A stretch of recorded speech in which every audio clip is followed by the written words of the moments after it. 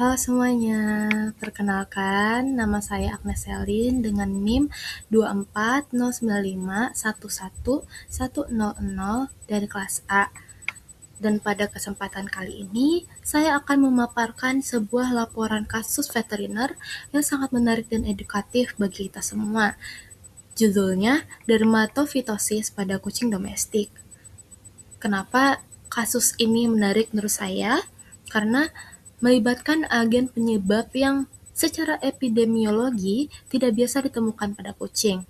Mari kita bahas lebih lanjut ya teman-teman. Yang pertama, mari kita tinjau latar belakangnya. Dermatofitosis adalah infeksi jamur superficial pada jaringan berkeratin seperti kulit, rambut, dan juga kuku. Penyakit ini bersifat zoonosis. Seperti yang kita tahu teman-teman, artinya memiliki kemampuan transmisi dari hewan ke manusia, sehingga menjadi perhatian serius dalam konsep kesehatan masyarakat veteriner atau One Health. Secara teori, jamur dermatofit diklasifikasikan menjadi 3. Yang pertama itu geofilik, yang kedua antropofilik, dan zoofilik. Umumnya, kucing domestik itu terinfeksi oleh Microsporum canis. Namun, dalam laporan kasus ini teman-teman, agen yang ditemukan adalah Trichopiton verrucosum, sebuah spesies zoofilik yang habitat utamanya adalah pada sapi dan ruminansia lainnya. Munculnya jamur ini pada kucing domestik merupakan fenomena langka yang menunjukkan betapa luasnya spektrum inang jamur ini. Teman-teman, mari kita perhatikan kondisi pasien. Pasien adalah seekor kucing jantan lokal berusia 3 tahun yang dibawa ke rumah sakit dengan keluhan kebotakan selama 1 minggu. Pada pemeriksaan fisik secara detail, terlihat lesi alopecia atau kebotakan yang disertai dengan eritema atau kemerahan, hiperpigmentasi, dan bintik-bintik merah kecil yang disebut dengan papula. Lesi ini tersebar secara multifokal di area kaki depan, perut, hingga kepala. Nah, hal yang sangat krusial untuk dicatat dalam kasus ini adalah absennya gejala gatal atau pruritus. Tidak adanya rasa gatal ini seringkali membuat pemilik hewan merasa kondisi kucingnya tidak darurat, padahal infeksi sudah menyebar secara luas di permukaan kulit kucing. Untuk menegakkan diagnosa pasti, dilakukan prosedur laboratorium yang sangat sistematis. Pertama, dilakukannya cutaneosaving atau pengerokan kulit untuk pemeriksaan mikroskopis dengan larutan KOH 10%, guna mengeksklusi tungau seperti skabies, dan ternyata hasilnya negatif teman-teman. Yang kedua, dilakukan kultur fungal menggunakan media Saborout dextrose agar dengan penambahan chloramphenicol untuk mencegah kontaminasi bakteri.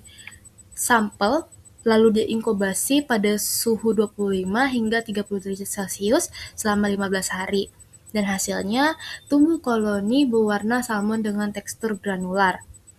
Secara mikroskopis, melalui teknik mikrokultivasi, ditemukan struktur hifaseptat hyalin dan rantai Chlamydospora yang sangat khas, menyerupai untayan mutiara atau yang kita sebut sebagai pearl chains.